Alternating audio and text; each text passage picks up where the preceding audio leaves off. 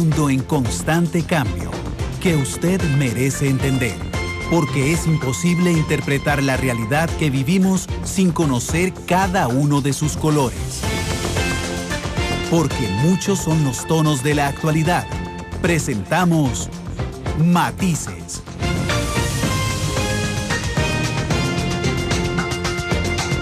Una producción de Noticias Monumental.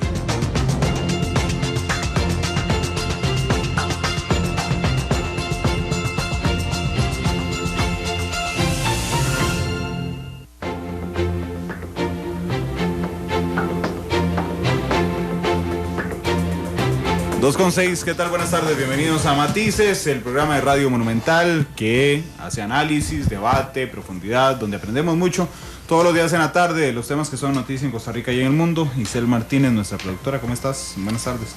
Hola Randall, muy buenas tardes también a toda la gente que nos está escuchando y nos verá más adelante en Canal 2. ¿Cómo hemos corrido hoy? ¿Cómo se han dado noticias?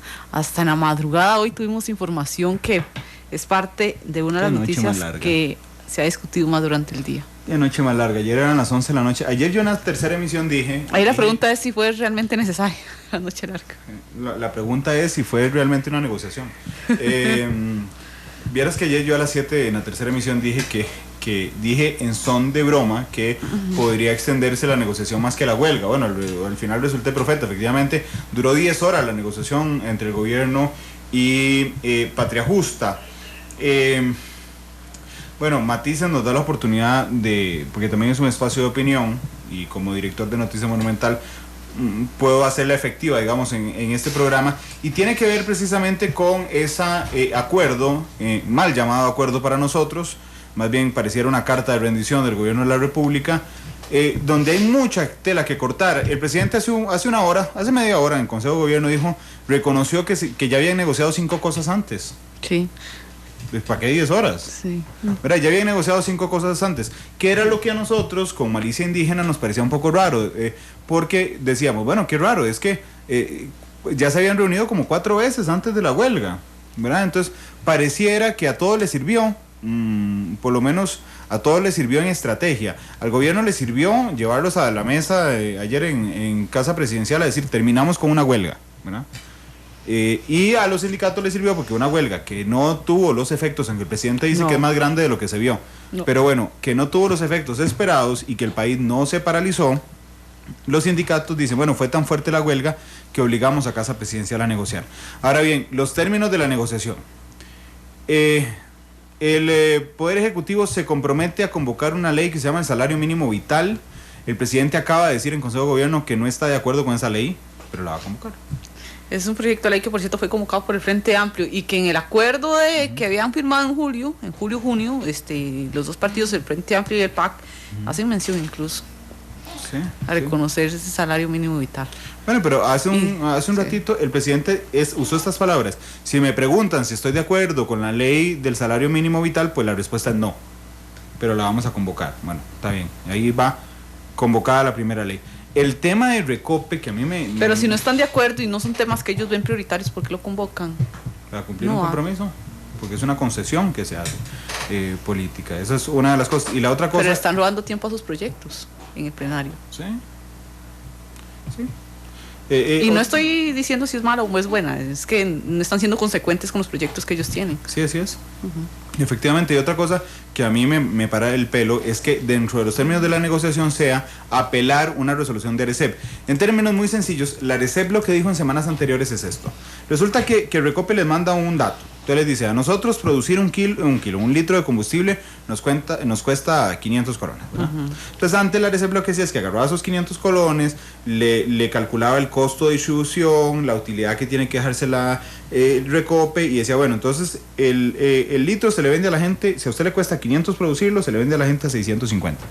Hasta que hace unos meses dijeron, suave, vamos a ir a revisar los costos que nos está reportando Recope. En esos 500 colones resulta que Recope estaba metiendo lo que le cuesta darle becas a sus funcionarios, lo que le cuesta darle servicio a sus funcionarios, lo que le cuesta los beneficios que solo tienen los funcionarios de Recope. Entonces el área CEP lo que dice es, vean señores, esto no son costos operativos, digamos, a usted no tiene por qué meter eso en la tarifa que le cobra a la gente por los combustibles. Si quiere pida un préstamo o venda casas o no sé, haga lo que quiera para cumplir su convención colectiva, pero no los traslade a los costarricenses, que esa es lo específico. Usted que nos está oyendo esta tarde o que nos ven anoche, bueno, usted paga los beneficios de la convención colectiva de Recope. Bueno, entonces uno de los acuerdos es que Recope apele esa resolución del ERECEP. ¿Verdad? Le preguntan al presidente hace un ratito, presidente, ¿usted a quién prefiere? ¿A los trabajadores de Recope y su convención colectiva o a los costarricenses? Y dijo, prefiero que se cumpla la ley. Bueno, ese es el otro. Y el otro más es el de la caja. Hoy en la tarde vamos a tener la reacción de la presidenta de la caja sobre este tema, porque uno de los compromisos es obligar a la caja a sentarse en una mesa, vamos a ver, porque ahí me puede brincar el viceministro de la presidencia, es impulsar una mesa de negociación, de diálogo con Patria Justa y con diversos grupos sociales para hablar sobre temas de la caja, que tiene que ver uno de ellos con pensiones, pero tiene una frase que a mí me asustó. La frase es antes de tomar cualquier medida paramétrica, es decir, antes de, digamos que la caja diga, bueno, las pensiones no nos alcanzan, eso significa que vamos a tener que subir un 1% de recaudación. Sí. ¿Verdad? Entonces no van a poder tomar esa medida hasta que se reúnan con Patria Justa y con un montón de gente. Sin duda alguna, los grandes triunfadores del fracaso en la huelga de ayer son los sindicatos, y esto es una contradicción y es una paradoja. El movimiento huelguístico fue un fracaso porque ellos querían paralizar al país y no lo paralizaron, no cumplieron su objetivo. Es decir, es un fracaso. Pero cuando usted va a la negociación, resulta que ganaron todo, golearon al gobierno 7-1. Usted revisa la carta de compromisos y resulta que hay 7 compromisos del gobierno y un compromiso de Patria Justa que levantar la huelga. Aquí no hay que preguntar si lo golearon, es si hicieron autogol también. Hicieron 7 autogoles. Es probable. ¿Te acuerdas que yo había dicho que si yo tuviera que negociar cualquier cosa en la vida, me hubiera llevado Víctor Morales Zapata a negociar? Sí. Bueno, a quien nunca me llevaría es a Luis Paulino Mora, el viceministro de la presidencia. Pero es que, ¿a usted qué le garantiza que ya ha sido don Luis Paulino si ellos mismos reconocieron que ya tenían negociado 5 acuerdos? A mí también lo que me parece o hace un poquito de ruido, y la crítica la he escuchado a varias gente, yo me percaté de eso, es ¿por qué lo negocian en un momento donde ni siquiera está el ministro de la presidencia si es un acuerdo tan importante? Está en Finlandia. Sí, pero ¿por qué no lo postergaron? ¿O por qué no lo planificaron? Sí, porque no querían dejar la huelga por otro día. Dígame, si estaban acordados 5 de los 8 puntos, ¿por qué hicieron una huelga? Para demostrar poder. Sí. No, para hacer show. Para demostrar poder, para demostrarle a la gente que los sindicatos tienen poder. Y entonces usted ya la posición diciendo, Otón Solís estaba furioso. Completamente. Diciendo que habían negociado lo de Recope, por ejemplo. Y yo escucho hoy a Gerardo Vargas Varela, el jefe de fracción del Frente Amplio, diciendo, es que ustedes no entienden, estos acuerdos benefician a todos los costarricenses. No es cierto, Gerardo, en algunos puntos benefician a grupos muy específicos, como a Recope. Somos el 98% de la ciudadanía pagándole los beneficios al 1-2%. Vea, tomando en cuenta que hay 350,000 y resto, 300 y pico de mil de empleados públicos en este momento, aún así no es una mayoría de la población, es una cantidad proporcional, importante de la población, pero no es la mayoría. Y si hablamos solo de los empleados de Recope, por Dios, sean más serios. Aquí hay más de 4 millones de personas que están por fuera de ahí y que también necesitan comer y necesitan que se den equidad en la distribución de todo, sea o no sea de parte del gobierno. Cuando la Sala Constitucional ha anulado los beneficios de las convenciones colectivas por irrazonables, tiene que ver precisamente con un principio de discriminación, y es que usted no puede darle beneficios tan exagerados a una parte puntual de la población que paguemos el resto de la población. Digamos, existen cosas donde son razonables. Todos pagamos el seguro y eso significa que la gente que no tiene seguro pues la atienden también en la caja. Genial, ¿verdad? Pero que yo le pague el premio y el beneficio a los empleados de Recope y se le está... No. Y vamos a oír hoy en la tarde la presidenta de la caja, va a brincar la presidenta de la caja, va a decir, señores, no pueden ir a negociar esto cuando a nosotros no nos preguntan dónde está la autonomía de la caja. Y tras eso, el viceministro de la presidencia, don Luis Paulino Mora, se deja decir, como un aporte de él cuando está leyendo los documentos a las 2 de la mañana, que no tengo muy claro quién se lo estaba leyendo, bueno, ya la prensa nos habíamos ido a esa hora, pero bueno, a las 2 de la mañana lee y además él dice, bueno, y voy a hacer un aporte, el gobierno es absolutamente respetuoso de la autonomía de la caja. Y pues no.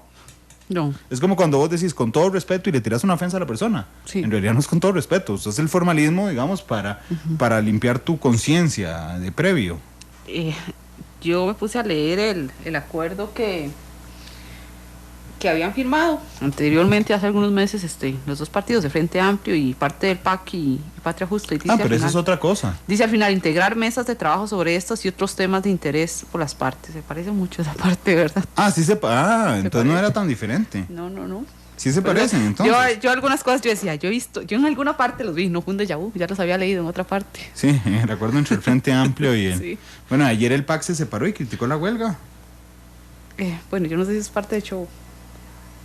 De la estrategia, ¿querrás Sí. decir?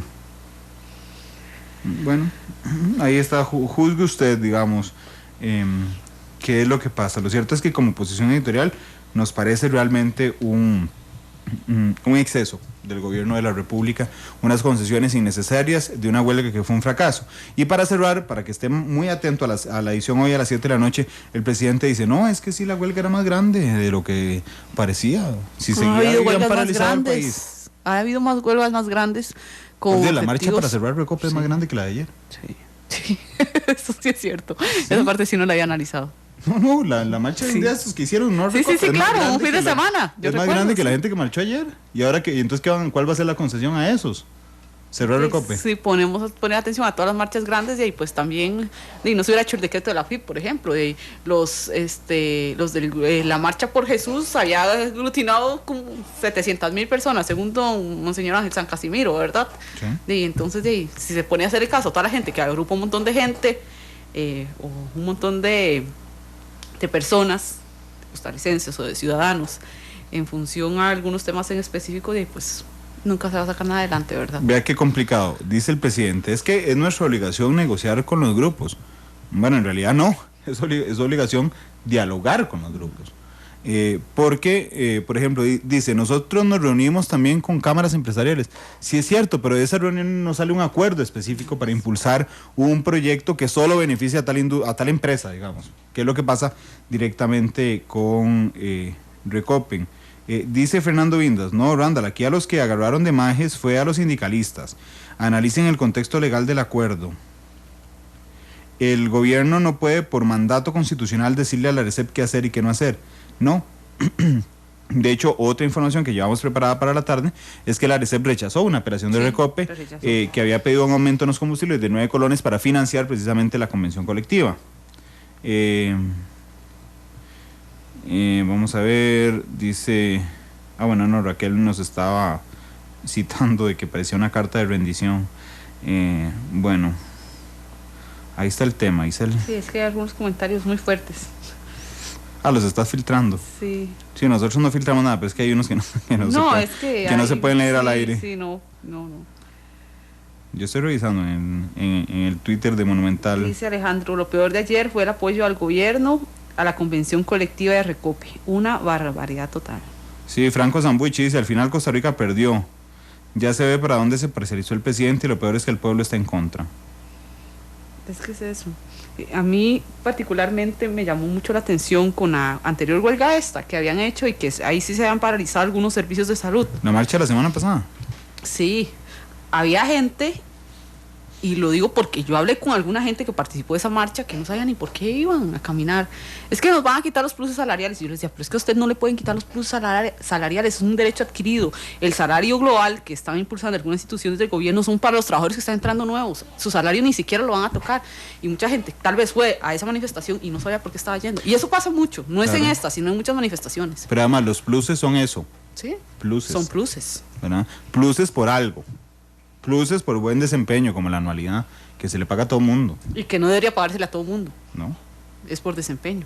Exactamente, bueno, esos son los temas que están candentes hoy. Nos hemos concentrado en esto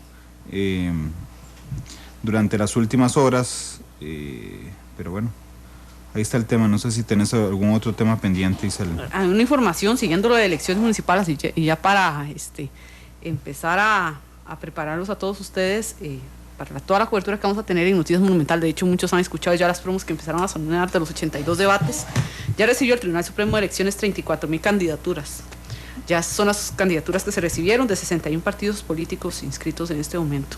Además, don Esteban, ¿usted tiene la promo ahí de los debates? Búsquela. Ya la está buscando. Sí, claro.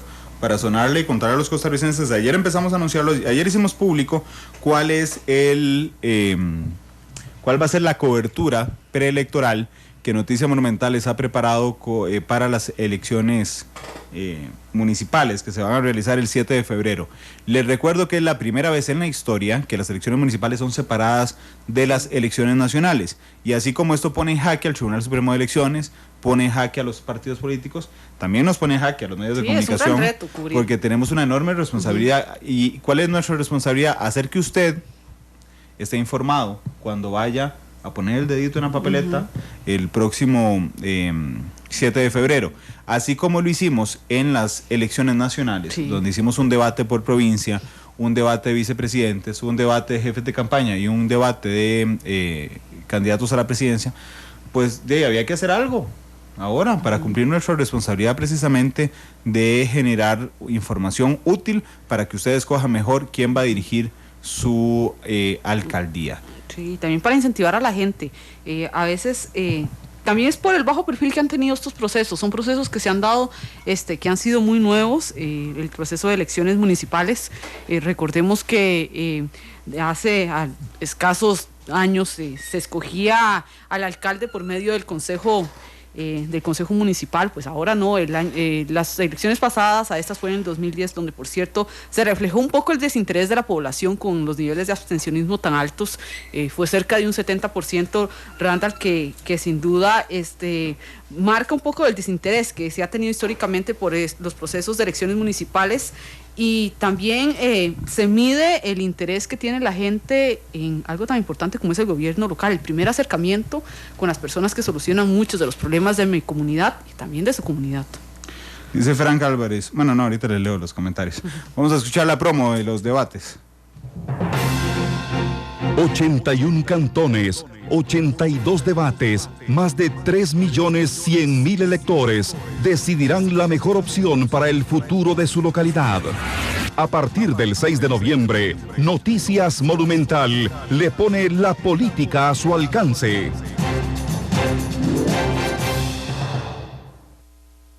Ahí está, señores y señoras, una cobertura inédita. 82 debates vamos a realizar a partir del otro viernes. De este viernes en 8 es el primero, el 6 de noviembre, y ese debate está candente. Es el debate entre presidentes de partidos políticos que vienen a exponer a esta mesa a las 11 de la mañana el próximo viernes en el debate monumental. ¿Por qué tienen que votar ustedes por los candidatos de ese partido? Y después haremos un debate por cada cantón. Por cada cantón. Imagínense. Cantón. Bueno, imagínense no, porque quizás los está produciendo, así que ya se los habrá imaginado. Bueno, es una cobertura sin precedentes, así es que bueno. Y en temas internacionales, Venezuela. La Mesa de Unidad Democrática de Venezuela está pidiendo que se anule la condena de Leopoldo López.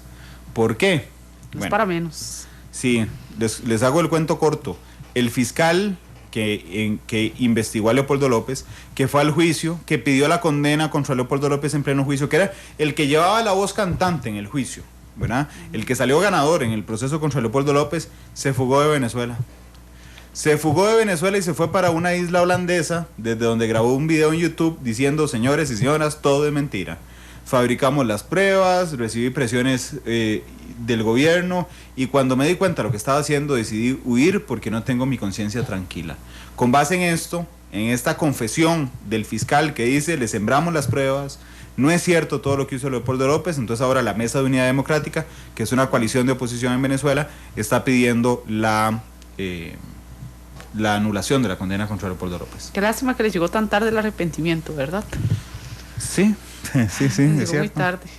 De hecho, ahorita estaban publicando algunos medios hablando principalmente o precisamente de presos políticos, que Nicolás Maduro se negó a recibir una carta de Amnistía Internacional por los presos políticos. Nada raro de Maduro. Muy maduro este Maduro. Sí, debería dejar entrar a los observadores de la OEA a ver si como tanto baja del sistema electoral venezolano es así. Pero bueno, tenemos muchos comentarios en redes sociales. Frank Álvarez dice, todo fue un montaje, hablando de la huelga. El gobierno es aliado del Frente Amplio y Patria Justa, ya todo estaba hablado, así actúa la izquierda. Gustavo Solís dice, Randall, eso que hizo Presidencia es como encontrar al amante en su casa y que su esposa lo mande a comprarle cervezas. Ok. Mari Carmen PC dice, pareciera que la huelga fue una pantomima, había compadre hablado, agarraron de magia a los costarricenses, salud. Compadre hablado, dice LPCOM. Agustín Ruiz dice, campaña del miedo creada por los sindicatos quienes pretenden dominar todo en Costa Rica. Tema candente. Sí, eso refleja mucho también la impopularidad que ha sentido o que han tomado los sindicatos y que demuestra el porqué de la huelga o de la manifestación ayer tan debilitada. De hecho, nos acaba de poner Adolfo entre signos de pregunta si es huelga. Sí. Así le llamaron ellos. Sí. Así le llamaron ellos. Y lo cierto, porque aquí hay que decir las cosas como son, yo conversé con varios empleados públicos, por lo menos 10, que no tenían idea de qué era lo que andaban reclamando ayer. Sí, ¿no? Pero bueno, 2:26, vamos al tema de fondo. De una vez. Impulso. Sí. El programa Impulso que presentó el presidente de la República, Luis Guillermo Solís, el domingo hace 8 días, lo presentó como el gran programa para impulsar la economía costarricense. Hoy analizaremos las medidas propuestas por el presidente de la República, Luis Guillermo Solís. Así es que, bueno, quiero saludar a Luis Diego Herrera, economista del Grupo Acobo, que nos acompaña esta tarde en Matices. Luis Diego, ¿cómo estás? Buenas tardes. Usted. Buenas tardes, Randall, ¿cómo le va? Muy bien, gracias. Gracias por la paciencia, porque se esperó media hora escuchando la catarsis del resumen de noticias nacionales. No importa, para eso estamos. Vamos a empezar escuchando al presidente. Vamos a escuchar la cadena, es una cadena cortita de unos 4 minutos que brindó el presidente la semana pasada, donde puntualiza específicamente las medidas propuestas por su gobierno en el Plan Impulso.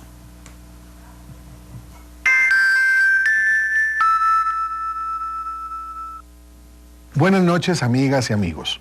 Es un gusto traerles buenas noticias. La economía de Costa Rica sigue recuperándose. Así lo reconocen el Banco Central y organismos internacionales. En el 2015, la producción nacional ha crecido mensualmente un 2,1% en promedio, y si se le excluyen del cálculo las zonas francas, el aumento ha sido de 3%, sostenido en los últimos 4 meses. El desempleo disminuye de manera lenta pero constante y ahora es de 9,5%, que sigue siendo alto, pero tiende a bajar, y la inflación ha sido menor que 0 2 meses consecutivos. Para el 2016, la expectativa es que la economía crezca al menos un 4%. Ya hay resultados en programas sociales y productivos. Puente al Desarrollo alcanza a 81,000 personas en pobreza. Mi Primer Empleo tiene inscritas 10,700 personas y 650 empresas.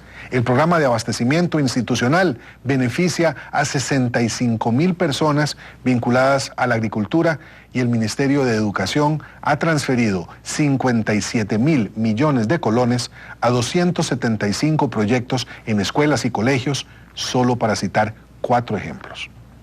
Para seguir moviendo a Costa Rica, les presento Impulso, un conjunto de acciones concretas para acelerar la economía y la creación de empleo en el corto plazo que beneficiará a todo el país.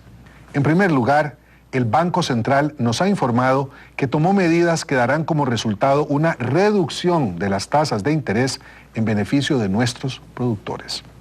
Con ese fin, ha decidido modificar el método de cálculo de la tasa básica pasiva. También ha proyectado que la inflación para el 2015 baje del 4% al 0% y pronostica una inflación muy baja para el primer semestre del 2016. El Ministerio de Hacienda y el Banco Central implementarán una política de gestión de deuda que reforzará la disminución en las tasas de interés. En este año hemos tenido una mejora en los términos de intercambio y en la inversión extranjera directa que contribuyen a dar estabilidad al colón frente al dólar, situación que consideramos se mantendrá en el 2016. Además, el gobierno apoya la política monetaria seguida por el Banco Central durante el 2015 para proveer la liquidez suficiente que permita expandir el crédito y más crecimiento económico.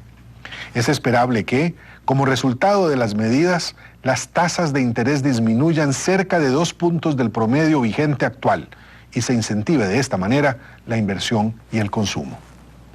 Una reducción de las tasas de interés será un importante alivio para quienes tienen deudas con los bancos y un estímulo para quienes quieren invertir en nuestra economía o pedir préstamos para la producción. Las acciones de impulso a la economía y el empleo van más allá. Primero, me complace informarles que a partir de enero funcionará un ferry para transportar furgones entre Puerto Caldera y Puerto La Libertad en El Salvador. El viaje se reducirá de 3 días a solo 20 horas y los costos bajarán a la mitad. Segundo, antes del fin de año saldrá la licitación para construir un centro de convenciones en Barreal de Heredia, con una inversión de $35 millones. Esto significará un aumento adicional del turismo del 4% anual aproximadamente. Tercero, el programa de abastecimiento institucional del Consejo Nacional de Producción aumentará compras a pequeños y medianos productores en al menos 10.000 millones de colones adicionales en el transcurso del 2015 y 2016. Cuarto, en los próximos 9 meses, el Sistema de Banca para el Desarrollo duplicará su cartera de crédito para préstamos a pequeños emprendedores, pasando de 100.000 millones de colones a 200.000 millones de colones para dar beneficio a un total de 70.000 personas. Quinto, el Instituto Nacional de Aprendizaje, el INA, creará 21.648 cupos adicionales para el 2016 en cursos para formar técnicos en las especialidades más demandadas por las empresas, así como en la enseñanza del inglés que satisface las necesidades de los inversionistas, especialmente en zona franca. Sexto, el gobierno dará especial seguimiento a la ejecución de proyectos de infraestructura con financiamiento externo para que su impacto repercuta en crecimiento y generación de empleo. Para el 2016 está prevista una inversión de $650 millones. Séptimo, también ayudaremos a generar empleo mediante la simplificación de trámites. Por eso impulsamos la modernización de la Secretaría Técnica Nacional Ambiental, SETENA, que antes de fin de año tendrá un grupo de profesionales destinados exclusivamente a la tramitación prioritaria de proyectos de inversión en obra pública. Octavo, para agilizar el trámite de las evaluaciones ambientales en proyectos privados, la SETENA iniciará un proceso de certificación con el fin de mejorar la calidad de consultores y regentes. Eso hará más rápida la aprobación de los proyectos privados. Noveno, en un plazo de 90 días, los permisos sanitarios de funcionamiento para actividades de bajo riesgo tendrán un proceso de inscripción abreviado y una renovación automática por 5 años. Décimo, simplificaremos los trámites de registro sanitario de productos de bajo riesgo, alimenticios y cosméticos para reducir el proceso de 30 días hábiles a solo 5 días. Con estas acciones, entre otras, colaboramos con la recuperación de la economía, atendemos el clamor de las y los empresarios por reducir trámites, aumentamos el empleo y por medio de la inversión pública impulsamos el crecimiento económico del país. Son muy buenas noticias. Las cosas buenas están pasando. Que pasen buena noche. Por una ciudadanía mejor informada.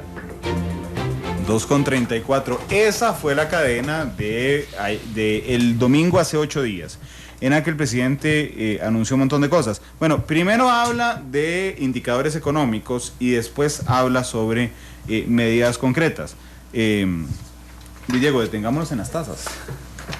Por favor, ¿cómo opera este tema de las tasas? Porque yo lo que tuve la impresión cuando vi al presidente es que el Poder Ejecutivo decía, bueno, vamos a bajar las tasas de interés 2%, pero después me di cuenta con sorpresa que no es el Poder Ejecutivo el que baja las tasas. ¿Cómo opera el cálculo de las tasas y para qué sirve definir una tasa tanto para préstamos, digamos, por ejemplo, pero también para los ahorrantes? O sea, las tasas deberían, en teoría, establecerse por el mercado, por la oferta y por la demanda. Entonces ese sería el precio del dinero. Entonces en teoría debería ser así. Ahora, en Costa Rica existe la particularidad de que la tasa de referencia para el mercado financiero, que es la tasa básica pasiva, es determinada en mucho por lo que puedan hacer los bancos del Estado. Dado que el mercado no es tan competitivo, entonces ellos tienen un cierto poder de mercado. Entonces, el presidente lo anuncia, pero el poder ejecutivo realmente no tiene, digamos, el poder para hacer que la tasa de interés baje. Como bien lo mencionó Olivier Castro, el presidente del Banco Central, mucho va a depender de que los bancos del Estado cooperen con esa reducción, o sea, que ellos bajen sus tasas de interés para que la tasa de referencia, que es la básica pasiva, se reduzca. Ok, pero aún así, digo, yo tengo un préstamo de la casa y hay mucha gente que tiene préstamos de la casa. Yo quiero ir cerrando, digamos, ese panorama donde uno habla, van a bajar los intereses 2% a todo el mundo. Bueno, los que están ligados a la tasa básica pasiva, ¿cuáles préstamos son? Digamos, son todos aquellos préstamos, es que no es fácil definirlos, Tanto pero eso efectivamente. es un porcentaje pequeño de la cartera que está ligado a esa tasa. Es pequeño. Ajá. Por ejemplo, Entonces, los préstamos no, en dólares no. Exactamente, los préstamos en dólares no tienen referencia a esa tasa. Que por ejemplo sí lo tienen referencia a la LIBOR o a la del Tesoro, la de los fondos federales. Entonces, si esa se mueve, la cuota de su préstamo en dólares se puede mover.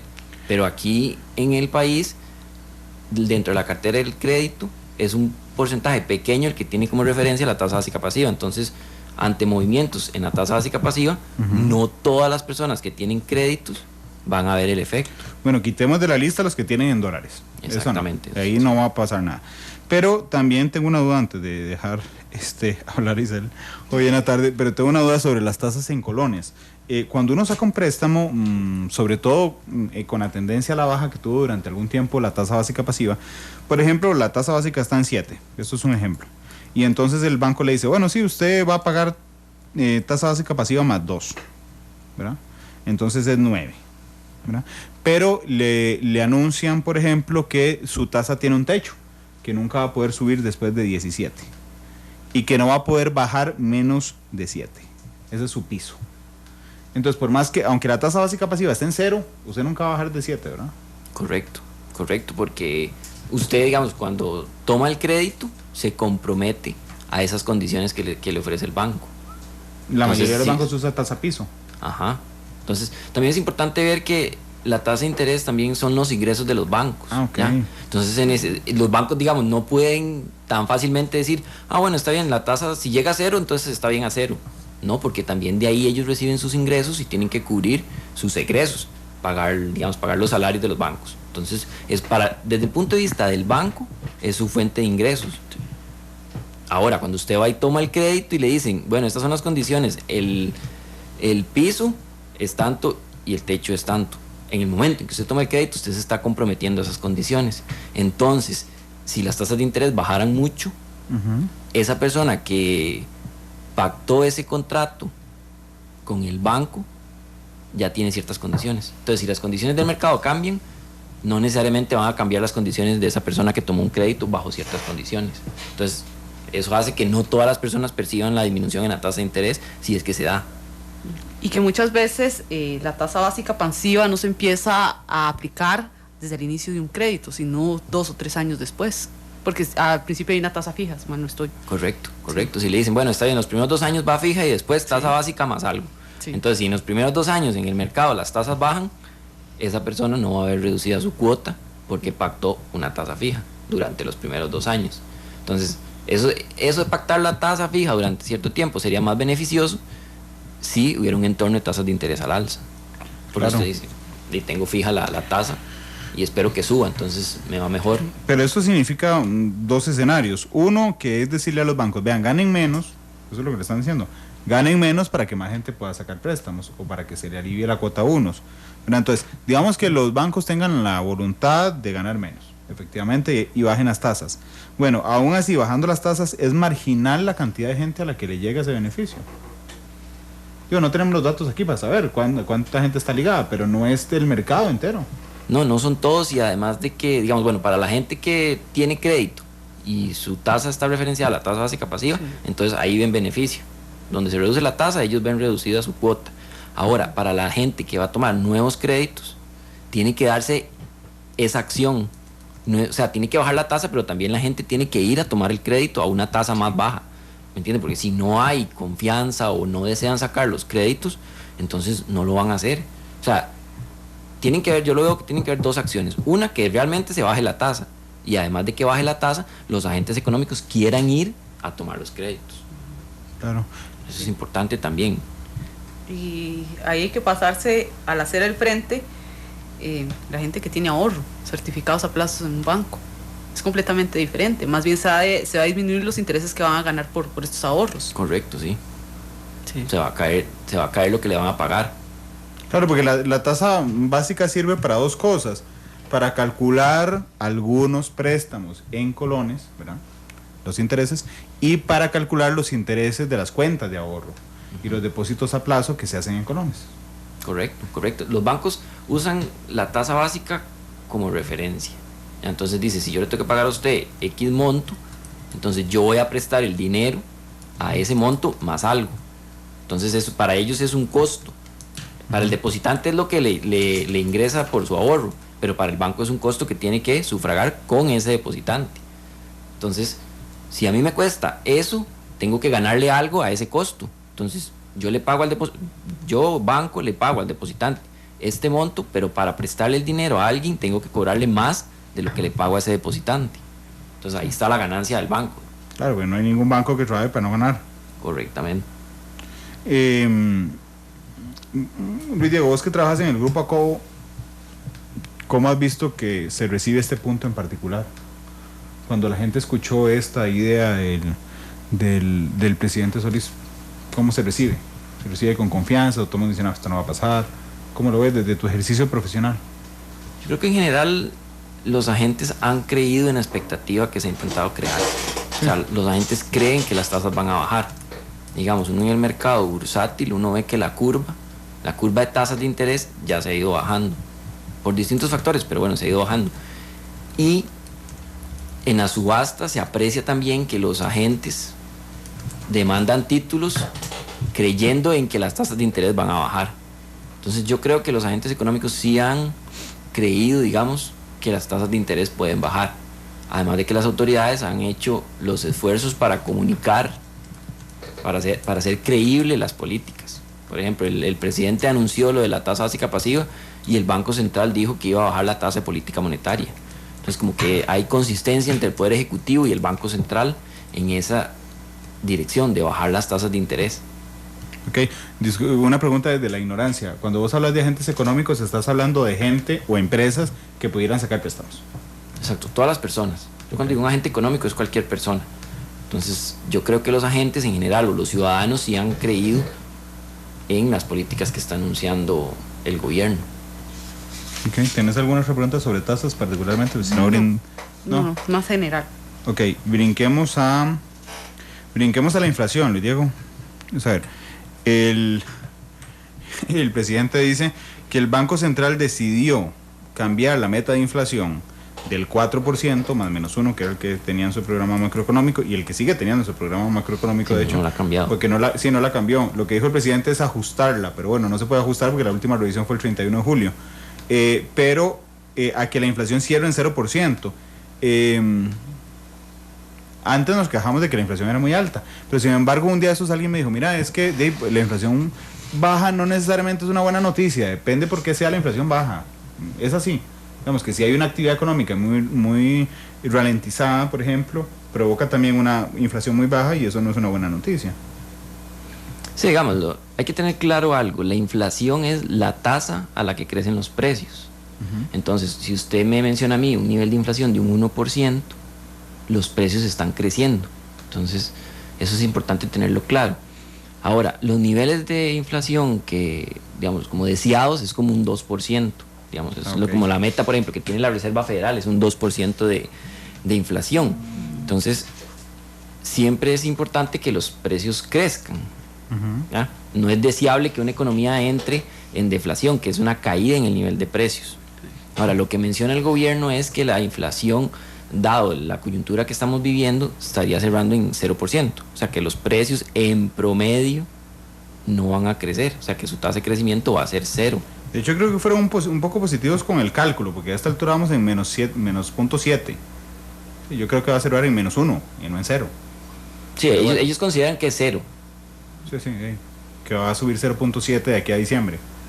Uh-huh. Sí. Exacto. El dinamismo en la economía se refleja por medio de una inflación promedio de un 2%. Es decir, de ahí para abajo, una deflación inclusive nos podría demostrar una falta de dinamismo económico. Sí, la deflación, digamos, podría estar reflejando que no hay demanda, ¿no?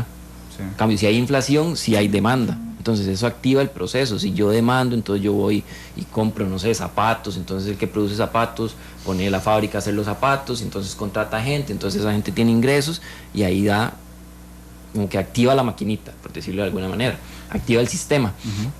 Entonces la inflación es importante que exista, porque en deflación, ¿qué serían? Y los empresarios no reciben ingresos, no contratan gente, entonces no se activa el sistema económico.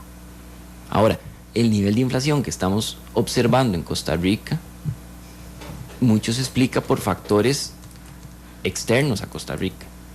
El precio del petróleo. Uh-huh. Mucho es eso.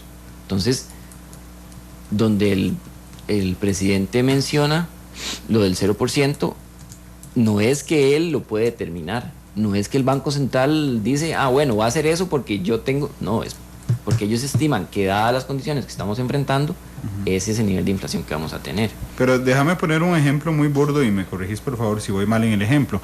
Pero lo que estás diciendo es como en el escenario de que Randall Rivera venda tomates en la casa. Pero resulta que el vecino de la esquina también vende tomates, y el de 20 metros más arriba vende tomates, y el de la otra cuadra vende tomates. Si nadie compra tomates en el barrio, entonces yo lo que hago es que intento venderlo 20 colones menos el kilo que el de la esquina. Y cuando el de la esquina vio que yo lo vendí 20 colones menos, lo vende a 30 colones menos, y el otro lo vende a 40 colones menos, y los precios van bajando de las materias. Lo que hace que yo no decida no contratar a nadie para que me venda tomates, porque me está saliendo muy barato vender tomates, porque simplemente no hay nadie que me los quiera comprar. Y eso sería una deflación en micro, absolutamente. Es decir, los precios de un año a otro me bajaron 100 colones en el kilo del tomate, por ejemplo, si agarráramos solo ese ejemplo. ¿Esa es la ilustración adecuada? Sí.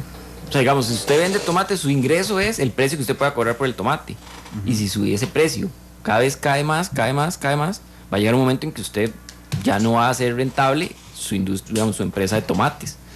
Entonces, al final de cuentas, si los precios bajan, entonces usted podría decidir en un momento que ya no es rentable su empresa. Entonces, si tenía contratado una persona, dice, no, ya mejor, ya no la tengo contratada porque la empresa no me está dando.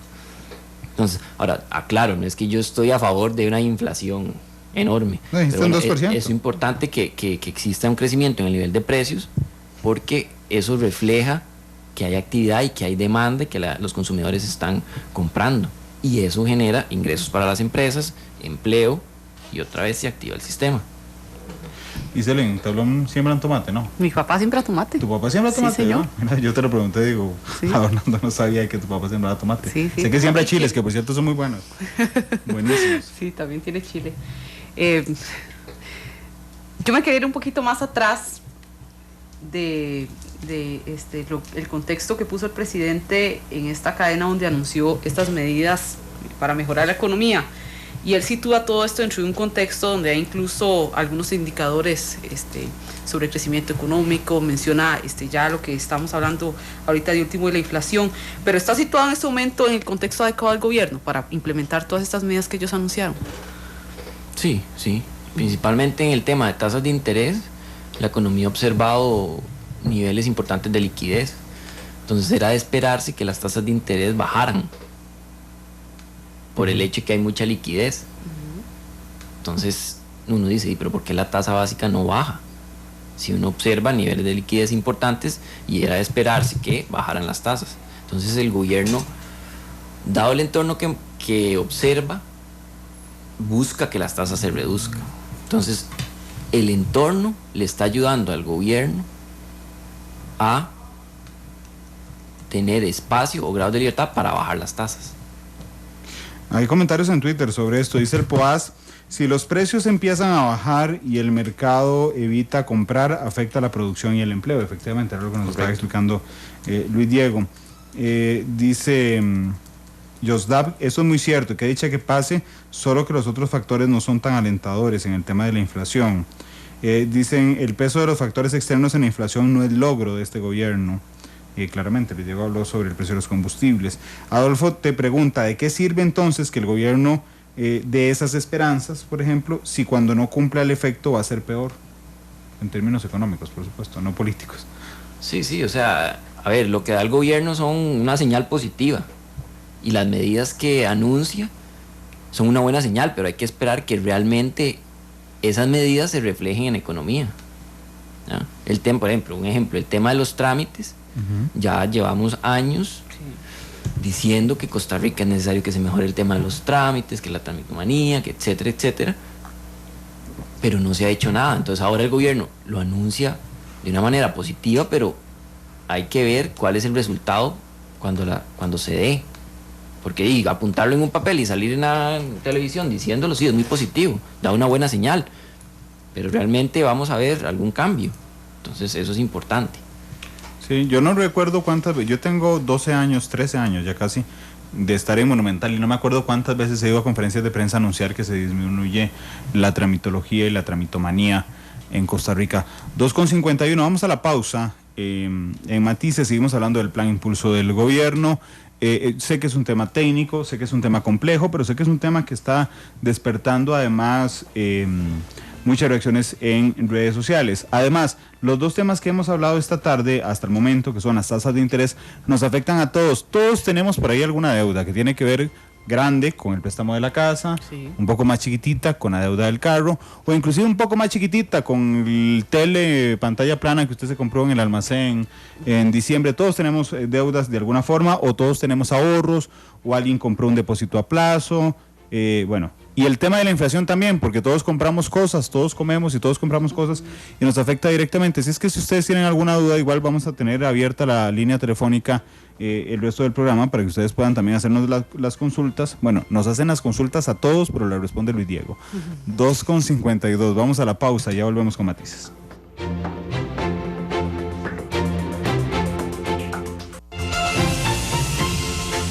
Porque la realidad tiene muchos tonos, matices.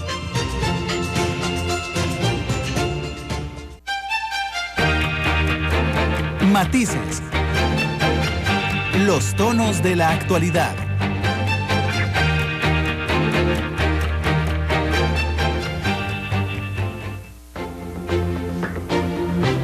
Son las 3 de la tarde con 15 minutos. Para aquellas dudas que quedaron en el aire, el número del Grupo Acobo es 2295-0300, 2295-0300.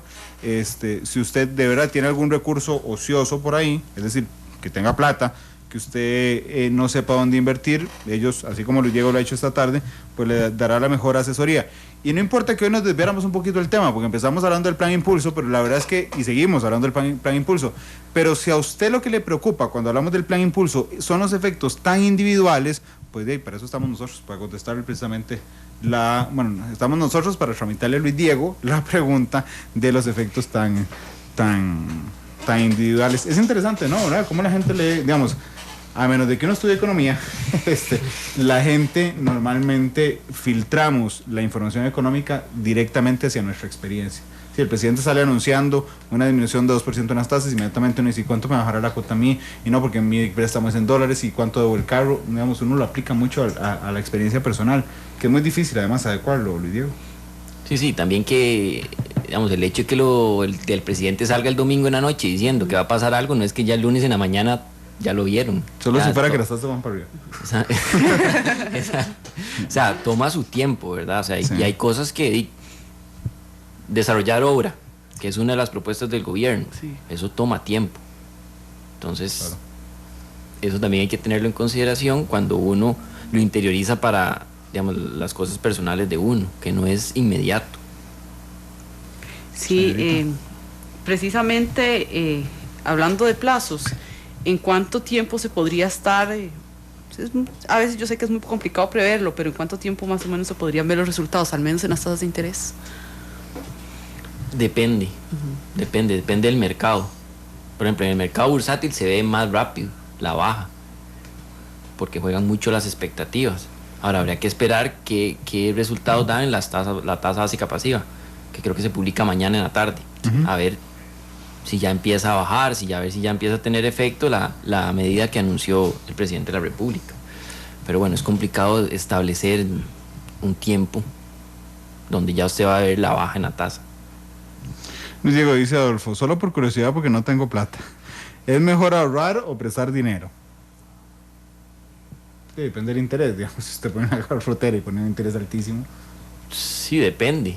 O sea, depende a quién se la va a prestar, y hay que tomar en cuenta que prestar el dinero no es nada más dárselo y ya voy a recuperar las ganancias. O sea, eso implica riesgos. Usted lo presta y si no le pagan, Sí. entonces depende, ¿verdad? No es así una decisión como tan sencilla.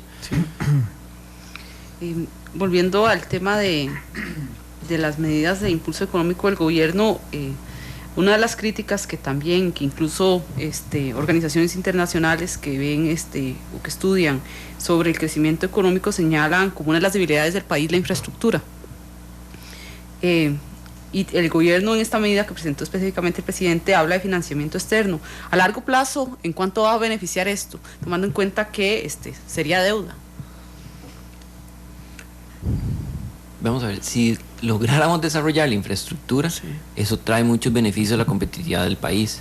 Pero el tema es si realmente lo van a hacer.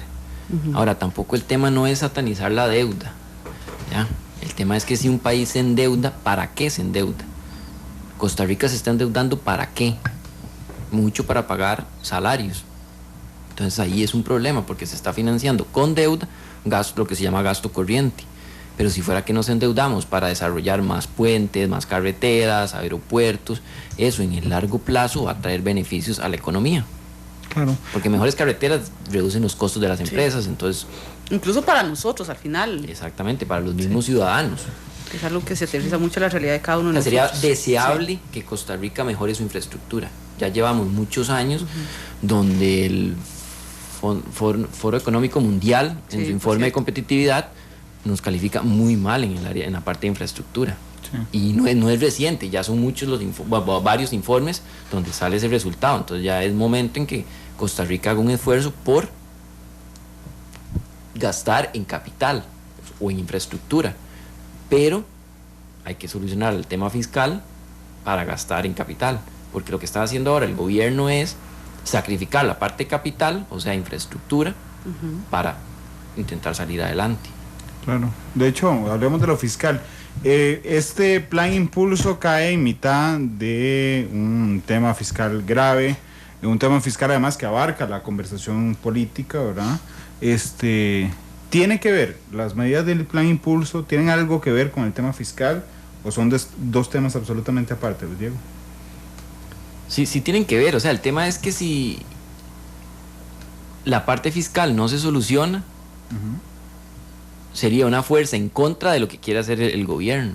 O sea, en este momento no se aprecia, pero cuando el gobierno ya no tenga acceso a recursos en los mercados internacionales, va a tener que ir al mercado local a financiarse. Entonces, si el gobierno se financia a lo interno, presiona la tasa de interés al alza. Y lo que quiere el mismo gobierno, ¿qué es? Bajar. Solo que por el momento no se ha visto esa presión por parte del gobierno. ¿Por qué? Porque ha tenido la facilidad de endeudarse en el exterior. Entonces, todavía no se ve esa presión. Pero en el momento en que eso se revierta, en el momento en que el gobierno necesite financiarse, entonces es una fuerza contraria a lo que el mismo gobierno quiere. O sea, sería una presión al alza en las tasas de interés. Déjame y discúlpame que siga haciendo paralelismos con Argentina, pero es que esta crónica que leí ayer en El País era muy interesante desde el punto de vista económico. Decían ellos que, por ejemplo, ya nadie le prestaba a Argentina. O sea, ya nadie quiere prestarle externamente. El único que le prestó fue China. Y le prestó, creo que eran 31.000 millones de dólares. Pero resulta que los economistas críticos de Argentina decían, bueno, sí, pero digamos, cuando usted empieza, no, perdón, ya se le acabó el préstamo, entonces ahora lo que le quedan son las reservas internacionales que maneja el Banco de Argentina. Entonces decía, bueno, tienen 31.000 millones de dólares en reservas, pero cuando usted le quita lo que todavía debe pagar por las importaciones, más los que debe de préstamos, más una cosa, o sea, lo que les queda son 10.000 millones de dólares. ¿Eso es financiarse lo interno? Es decir, calcular, no. No, digamos, las reservas del Banco Central no se deben usar para solo pagar. las usa. Sí, bueno, ya ese es el caso particular. No, te pregunto. Pero digamos, no te pido un juicio de valor, para... no se tocan, los países no pueden tocar eso. ¿Qué es lo que respalda el dinero? O sea, no se deben usar para pagar la parte fiscal. Okay. Yo cuando menciono de ir al mercado a financiarse internamente es que el gobierno vaya por recursos al mercado financiero. Vaya a pedir préstamos a bancos aquí. Ajá, al mercado. Sí, sí. Bancos o agentes que compren títulos del gobierno. Okay. Que son los bonos de deuda interna. Ajá, exactamente, con bonos de deuda interna. Entonces, eso es en lo que yo pienso cuando digo que se endeude al interno. Ya lo de las reservas, pues no es lo más adecuado que lo haga, que tomen la reserva para pagar la parte fiscal. Bueno, es que Argentina, al final de cuentas se las gastan y, o sea, las reservas no son para eso. Bueno, Argentina es Argentina. Sí, de hecho el gobierno está intentando vender bonos a China. Ajá, eso es lo que se me olvidó mencionarlo. Costa Rica está intentando obtener recursos del exterior, porque ya obtuvo 4.000 millones de los eurobonos, pero este tipo de endeudamiento requiere aprobación legislativa. Entonces habría que ver si la Asamblea Legislativa está dispuesto a aprobarle más endeudamiento externo al Poder Ejecutivo. Entonces lo que anda buscando es endeudarse con China, a ver si China les da los recursos. Claro, aquí lo preocupante es que esa deuda sea para pagar gastos corrientes, ¿verdad? Eso es lo que yo considero que es preocupante. Pues es como si yo tuviera una casa, logro que alguien me preste 4 millones de colones, pero es para pagar la luz, el agua, la electricidad y la comedera, y no para hacer un cuarto más. Exactamente. Por ejemplo. O no como para pagarse la educación, digamos. Que Sí, usted una inversión. endeuda, usted dice, bueno, me voy a endeudar para pagarme una maestría. Y usted sabe que después de que termine la maestría, el ingreso puede subir, o en su mismo empleo, si consigue un mejor empleo, entonces usted ve un beneficio de la deuda que usted adquirió. Pero si usted toma la deuda y no sé, se las compra en camisas o en pantalones, y al final de cuentas tiene la deuda y una mejora en el ingreso. No. Entonces, eso es importante. O sea, la deuda per se no es mala, es en qué se usa. Pero si se la estuviéramos usando para mejorar las carreteras o los puertos, sería bastante bueno. O para mejorar las escuelas, para mejorar la educación. Pero la estamos usando mucho para financiar gasto corriente, que es transferencias y remuneraciones, lo que mucho pesa en los gastos. Para pagar salarios, en tesoros de Recope. Para pagar intereses. Insisto, en tesoros de Recope, la convención colectiva. Sí. Ah, no, mentira, eso no se usa ahí, eso lo pagamos nosotros de los impuestos a los combustibles. Sí, no, ya es una empresa pública. Lo saco, sí, está bien. Igual son impuestos. Ya para ir cerrando, en términos generales, estas medidas que anunció el gobierno, ¿son las que se necesitan? ¿O se debía haber tomado alguna otra medida aparte de estas? Yo considero que estas son bastante positivas. O sea, reflejan mucho las necesidades que tiene el país. Ahora, lo que yo dudo es si realmente van a tener un efecto. O sea, hay que ver el efecto. ¿Y es fácil articularlas? ¿Perdón? Es fácil articularlas, así como se proponen. Yo creo, si me baso en la experiencia, yo creo que va a ser difícil. Ahora, el gobierno sí está haciendo un esfuerzo, ¿verdad? O sea, porque ¿cómo reducir el montón de trámites? O sea, sí, está bien que el presidente lo diga, pero ¿realmente le van a hacer caso? O sea, hay que ver los resultados para ver el efecto en la economía. Pero sí son acertadas, digamos. Toca muchos temas que Costa Rica necesita mejorar. Trámites, infraestructura, la educación de las personas. Sí. De hecho, nosotros teníamos una discusión un día de estos a lo interno, porque todas las medidas nos parecían muy adecuadas. Es decir, no creo que haya nadie que no quiera que las tasas de interés bajen para que las cuotas sean más bajas, digamos. No creo que haya nadie, o que no se disparen los precios de los productos.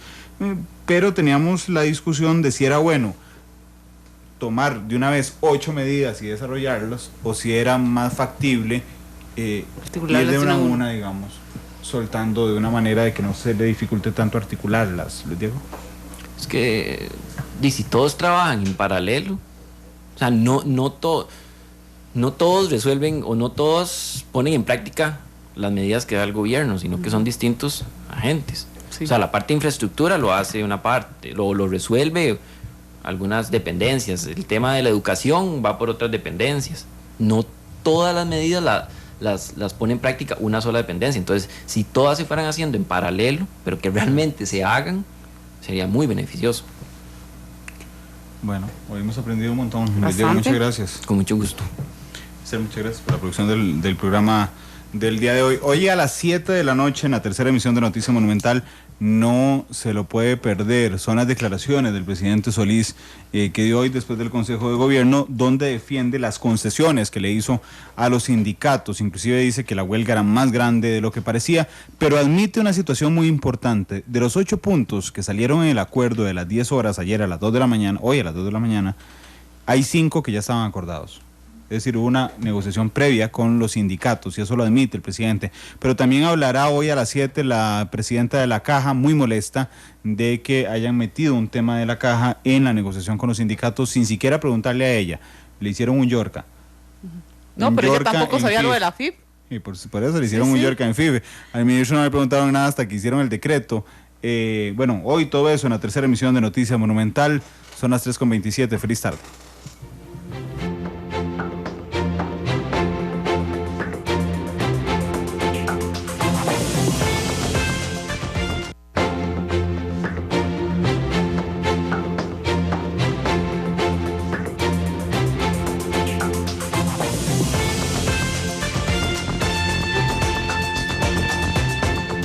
Vivimos en un mundo en constante cambio que usted merece entender, porque es imposible interpretar la realidad que vivimos sin conocer cada uno de sus colores. Porque muchos son los tonos de la actualidad.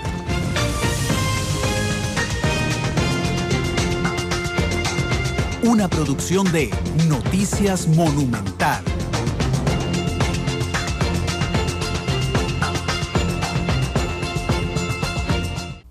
Analizamos los tonos de la actualidad. Exploramos sus contrastes, matices.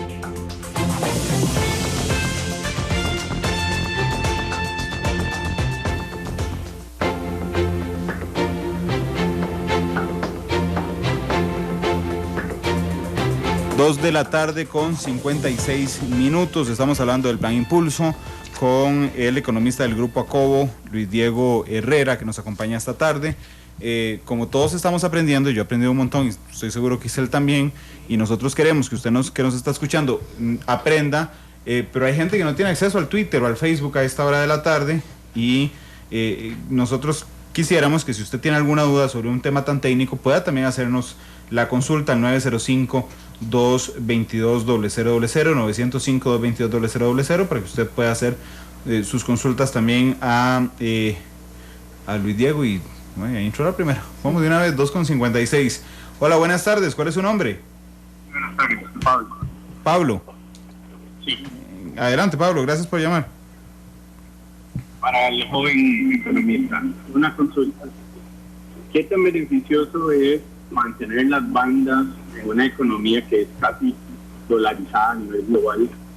¿Y qué tan perjudicioso es abrir la banda y mantener una inflación casi tan por %? Gracias, don Pablo. Muy interesante la pregunta, don Pablo. Lo habíamos dejado pasar nosotros también.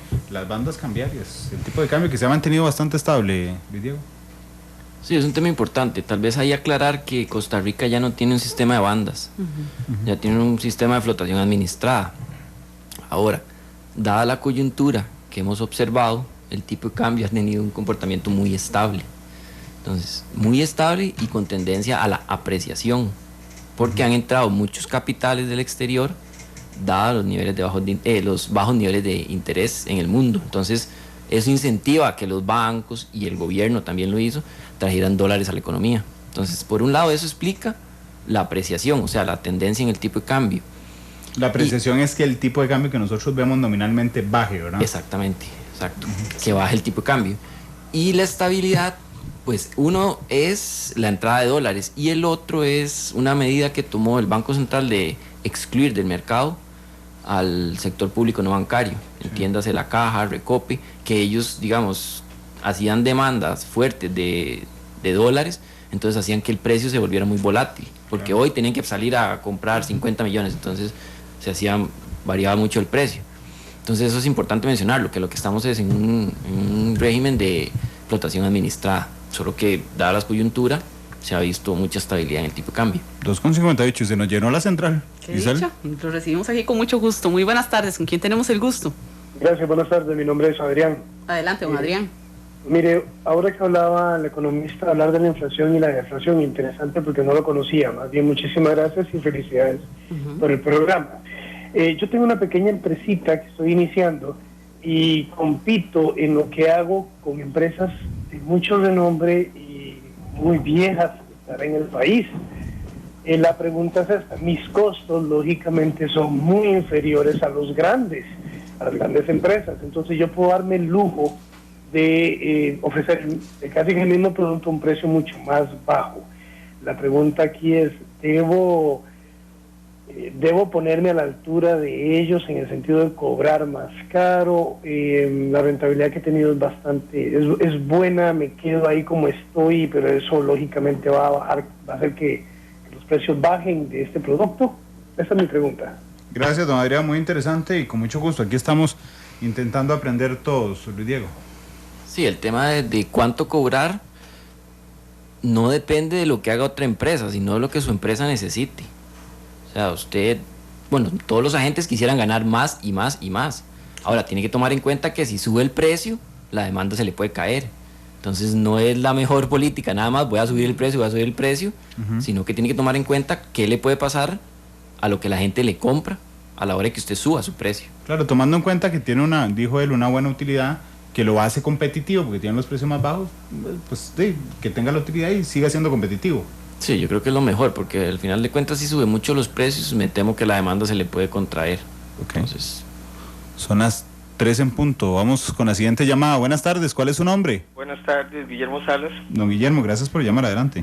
Sí, mire, la pregunta es la siguiente.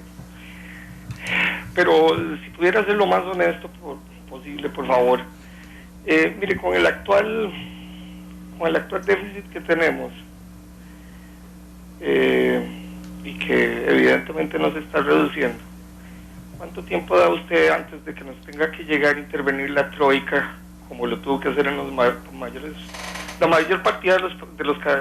mayor cantidad de los países de Europa del Sur? ¿Cuánto tiempo nos da de aquí al 2020, 2018, una cuestión así que ya se tengan que tomar medidas pero súper drásticas? Esa sería la pregunta. Gracias, don Guillermo, muy interesante. De hecho, déjame a mí, Luis Diego, aportarle también algo fuera de micrófono. Ahora que estamos en la pausa, le comentaba a Luis Diego que estaba leyendo una crónica del País de España, muy preocupados por el déficit fiscal argentino, que es el 6%. Es decir, es exactamente igual a lo que tenemos nosotros. Y la pregunta del señor me parece muy pertinente en el sentido de que si esto sigue así, ¿cuánto dura, digamos, el mercado en reaccionar ante un país cuyo déficit fiscal está alcanzando niveles importantes? Diego. O sea, es difícil determinar en qué momento. O sea, si en 1 año, en 2 años, en 3 años, eso es complicado determinarlo. Ahora, Costa Rica tiene espacio para mejorar la situación fiscal y evitar lo que menciona don Guillermo. Exacto, la persona que escucha. Es complicado, como les dije, el decir cuándo. Ahora, lo que tenemos que hacer es buscarle una solución al tema fiscal para evitar esa situación, ¿ya? Mucho de lo que pasó en los países de Europa fue que tenían niveles de gasto insostenibles y al final de cuentas no fue sostenible la situación y las autoridades tuvieron que intervenir. Aquí en Costa Rica, si no tomamos medidas a tiempo, pues es probable que pase algo similar. La ventaja es que Costa Rica tiene aún espacio para encontrar soluciones al tema fiscal. 3:2. Hay más llamadas. Sí. 905-222-0000. Muy buenas tardes. Buenas tardes. ¿Con quién tenemos el gusto? Con Guillermo Gómez, para servirle. Adelante, don Guillermo. Mire, yo tengo una inquietud. Es con respecto a las tasas fluctuantes en las tasas de crédito. Resulta que yo contraté un crédito hace como 5 años y lo contraté con interés fluctuante. Resulta que el interés fluctúa hacia arriba nada más, y ahora que vinieron más en las tasas de interés, como en el año antepasado y el año pasado y ellos, la empresa que me contrató, que me dio el crédito, no bajó las tasas de interés para mí. Yo entiendo que una tasa de interés fluctuante es hacia arriba y hacia abajo. Ellos fueron congruentes cuando fue hacia arriba, pero cuando fue hacia abajo, ellos mantuvieron la tasa siempre alta. Y resulta que la tasa con que yo contraté fue el 18% y ahora está el 21%, siendo que en estos 3 últimos años las tasas de interés bajaron. Yo quisiera que me explicaran un poquito esto. Gracias, don Guillermo. ¿Luis Diego? Sí, ahí, digamos, habría que ver las condiciones en las que él pactó el crédito. Ahora, sí tiene razón en algo, normalmente suben más rápido de lo que bajan, cuesta más que bajen. Pero bueno, habría que ver las características del crédito que tiene. O sea, pero el entorno sí está como para que bajen las tasas, o sea, deberían bajarle la tasa de interés a él, pero habría que analizar el caso particular. Claro, pero sí es muy común que, digamos, que duren mucho en bajar cuando el mercado las baja y que suban casi inmediatamente. Si el presidente hubiera anunciado en cadena nacional que las tasas iban a subir un 1% y todos los bancos estarían efectivamente 1% más arriba, ¿verdad? Son las 3:05, siguen entrando llamadas a la central telefónica. Muy buenas tardes, ¿cuál es su nombre? Sí, gracias, buenas tardes, felicitándolo siempre, María Caballero. Hola, doña María, ¿cómo le va? Un abrazo, aprendiendo todos los días con ustedes. Pero también es que uno ha llevado ya en varios ciclos, y mi pregunta de fondo es que ahora incluso hay una comunicación que nos dice que de 10 empresas se caen 7. Yo toda una vida he sido comerciante y me cuido mucho de qué ofrezco y qué vendo, y jamás, si puedo, no mantener deudas, porque por lo menos eso me ha ayudado a sostener mis negocios. Pero sí me duele mucho, ¿verdad?, que tantas empresas pequeñas después le ponen un mall ahí a la par y matan un montón, y esa estadística que se dio de 10, 7 se caen. Muchas gracias por ahí, a ver cómo sobrevivimos. Gracias, doña María, un abrazo. Gracias, doña María, un abrazo. Voy a adecuar el comentario de doña María. Es un buen momento para emprender, para empezar un negocio propio, ¿le digo? Si uno ve lo que hace el gobierno, lo que anuncia el gobierno, eso es lo que se quiere, que la gente busque emprender. Ahora, también hay que pensar en la expectativa que uno tenga con respecto a la actividad económica. Si yo tengo expectativas de que la situación va a mejorar o que va a estar dinámico lo que yo quiero producir, y me bajan la tasa de interés, entonces usted tiene todos los incentivos para emprender ese nuevo negocio. Claro. Pero mucho pasa por la expectativa de la gente y del sector, ¿me entiende? No siempre, cuando, digamos, hay poca actividad económica, no siempre todos los sectores están deprimidos, digamos. Por ejemplo, en Costa Rica lo que se está viendo es que agricultura e industria no les está yendo tan bien, pero la parte de servicios le va muy bien. Sí. Entonces, sí, crecemos poco, pero siempre hay sectores que están creciendo, digamos. De hecho, bueno, muchas gracias a la generosidad de Luis Diego. Hoy casi que tenemos consulta abierta con el Grupo ACOBO esta tarde aquí en Matices. 3:07. Buenas tardes, ¿cuál es su nombre? Sí, muchísimas gracias. Buenas tardes, Pedro Pardo desde Tibás. Don Pedro, gracias por llamar. Adelante, por favor. Sí, muchísimas gracias, don Randall, doña Isel y el destacado joven economista que los acompaña. Yo lo que veo es que al final de cuentas, por las últimas frases del joven economista, es que al final de cuentas este es un asunto de fe. O sea, tenemos que tener fe en que nuestro trabajo va a producir algo, en que lo que vamos a hacer sale bien. Yo creo que la economía refleja un poco eso también, y tenemos que reflejarlo también nosotros mismos. Muchas gracias, buenas tardes. Gracias, don Pedro. Bueno, el positivismo es importante, la actitud cuando uno emprende, sí. Pero también hay que estudiar con cuidado qué va a vender uno, digamos, no va a vender algo que la gente no compra, por ejemplo. Sí, o sea, es una cuestión de expectativas, o sea, ¿verdad? Uno ser positivo de que el negocio que yo voy a poner va a tener éxito, pero mucho es expectativas, ¿no? Claro, hay que tener cuidado, eso sí. Sí, tener cuidado a la hora también de en qué invertir. Es un buen momento para invertir. ¿En qué puede invertir alguien que tenga plata? Aquí va la consulta, esa fue la consulta directa de asesoría económica. Pero alguien que le cae el FCL y alguien decide no tener el fondo de capitalización laboral guardado porque no quiere hacer algo más, ¿a dónde es bueno invertir en ese instante? ¿En bolsa, en acciones? O sea, digamos, eso, uno, Importante, eso depende del perfil del inversionista, ¿verdad? O sea, no todas las personas se van a ir a meter a invertir en el mercado bursátil de Estados Unidos en una cuestión que es demasiado volátil, ¿no? ¿Verdad? O sea, es importante tener eso en cuenta. Ahora, algo que sí es general y se le aplica a todas las personas, si tienen recursos ociosos excedentes que no los van a gastar, pues que los ahorren. Ahora, ¿en qué? Depende, como le digo, del perfil del inversionista. Pues existen muchas opciones. Pueden ser bonos, pueden ser acciones, pero ya eso va a depender de cada persona, de cada inversionista, digamos. Pero es súper interesante. Yo he pensado, ¿qué hago si me gano el gordo de Navidad? Y yo, bueno, gasto la mitad y la otra mitad la invierto, pero, digamos, digo la invierto, pero después me puedo pensar, ¿en qué la invierto? ¿Qué voy a saber yo dónde invertirle? Bueno, para eso existen asesores económicos. Exactamente, eso le iba a decir, que busque un asesor que le diga, que le haga, que le mida su nivel de riesgo, su perfil del inversionista, y le recomiende dónde invertir. ¿Ustedes ayudan en eso a la gente en general? Sí. ¿O empresas, por ejemplo? A todos. ¿A todos? Sí. Ahorita nos dan el número, ¿te parece? Después de la pausa. Pero siguen más llamadas, 3:09, vamos con la llamada que sigue. Buenas tardes, ¿cuál es su nombre? Buenas tardes, Jorge Jiménez. Jorge Jiménez. Don Jorge, gracias por llamar, adelante. Gracias. Mire, yo quisiera que el joven analizara objetivamente, y usted, don Randall, cuál es el impacto de las decisiones de los gobiernos anteriores en la situación económica actual y en la limitante que tienen las decisiones de este gobierno, para que tengamos un panorama claro del por qué se dan las cosas.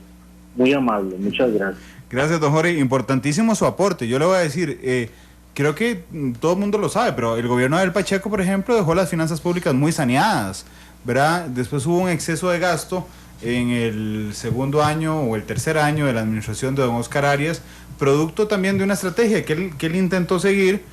Para algunos les salió bien, para otros no, pero bueno, lo cierto es que ahí efectivamente se disparó el gasto. Después vino el gobierno de doña Laura impulsando el tema fiscal. Yo estoy haciendo, digamos, un resumen como político, porque también me pregunto a mí, un tema que se centró prácticamente en arreglar la situación fiscal, y ahora el presidente Solís también insistiendo en la situación fiscal. Esa es mi lectura, digamos, de lo que ha pasado en los últimos 4 gobiernos. Pero en lo económico, Diego. Sí, un poco la situación económica que tenemos actualmente no necesariamente se explica por lo que ha pasado recientemente. Por ejemplo, el tema fiscal es un tema que, como usted bien menciona, viene de años hacia atrás. Entonces, el tema de que cuando se dio la crisis en Estados Unidos, que el gobierno gastó para enfrentar los efectos negativos aquí en Costa Rica, pues eso hizo que el gasto se disparara. Y fue un gasto que fue rígido. En ese momento lo hicieron y aún todavía tenemos el nivel de gasto. Y eso sí ha afectado el desempeño de la economía, y es un tema importante de solucionar para futuro. Tal vez ahorita no se le ha dado tanta importancia, o por ahí está como estable la cuestión, pero es un tema que Costa Rica tiene que solucionar, y no se explica solo por lo que ha pasado en este gobierno, sino que ya viene de atrás, digamos. Son las 3:12, vamos a la pausa comercial. Ahí vamos a cerrar la línea. Ya hemos respondido 1, 2, 3, 4, 5 llamadas, logramos responder esta tarde. 3:12, vamos a la pausa, regresamos con el último bloque de Matices.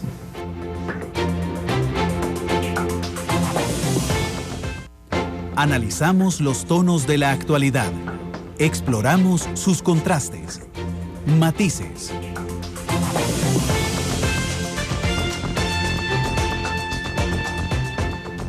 Yo desde ya pienso